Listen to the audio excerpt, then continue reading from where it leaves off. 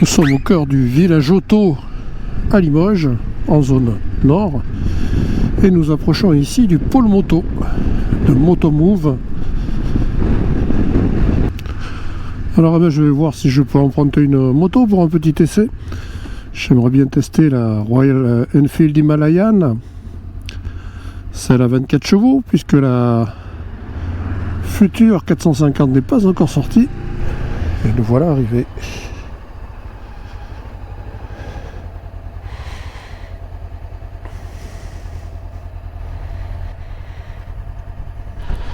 Et voilà donc la moto qu'on me prête.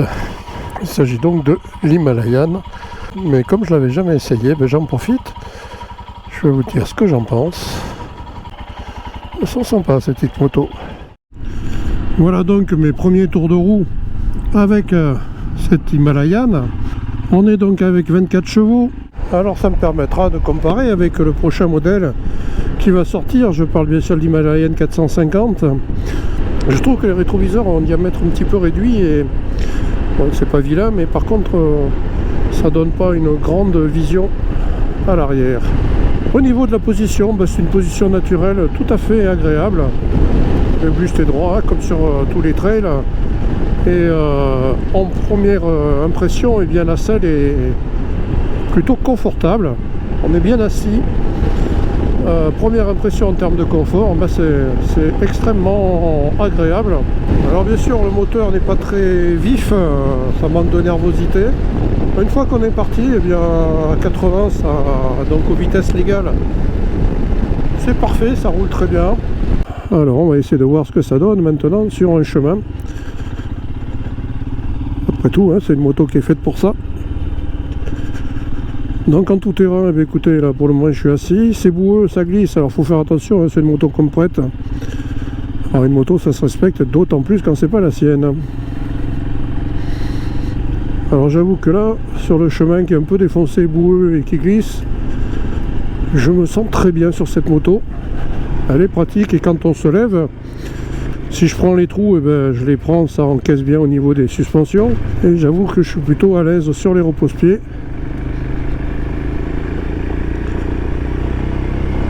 Ouais, ça marche bien, c'est vraiment fait pour aller dans les chemins. Il n'y a aucun souci. Donc pour ce qui est d'aller dans les chemins, la moto est vraiment faite pour. Et les 24 chevaux, pour le niveau qui est le mien sur les chemins de traverse, c'est largement suffisant. Je n'ai pas besoin de plus.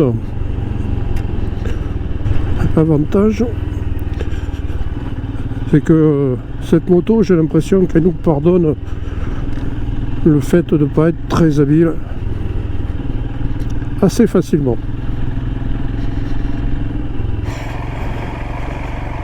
Ouais, ça marche très bien sur le tout-terrain.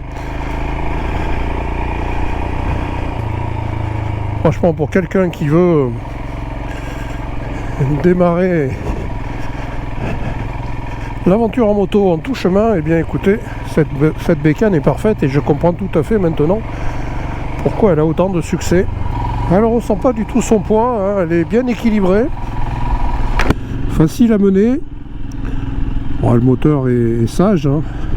Alors donc le confort, je valide, c'est vraiment une moto confortable, agréable, on s'y sent à l'aise tout de suite. On y est comme à la maison.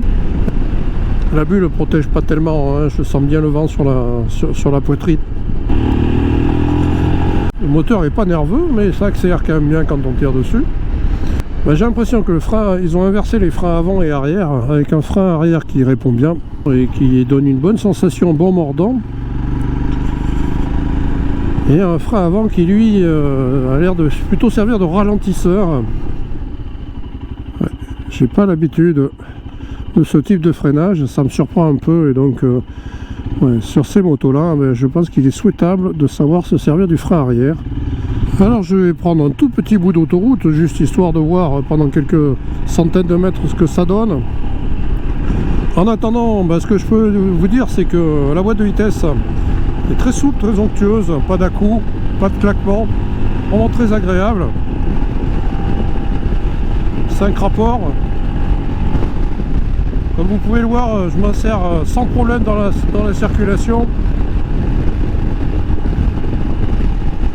Et à 110, eh bien, on est au maxi à peu près. J'arrive ici à 120 compteurs. Ça accélère encore. Alors pour des petites portions de route sur voie rapide, eh bien ça le fait. Sans problème. Le 120 compteurs est assuré.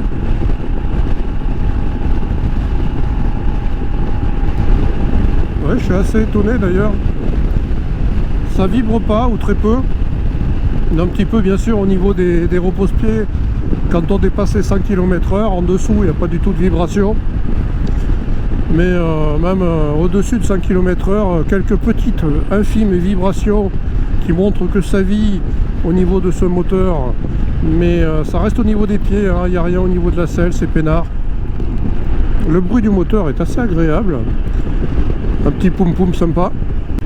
Ouais, j'ai du mal avec les rétros. Mais ça c'est une question d'habitude. Parce qu'en fait je vois très bien ce qu'il y a derrière. Alors moi je trouve que c'est une moto très facile, que je sens extrêmement légère alors qu'elle n'est pas plus légère que mon Honda. Mais avec une architecture qui fait que cette moto est parfaitement équilibrée. Ce qui la rend maniable.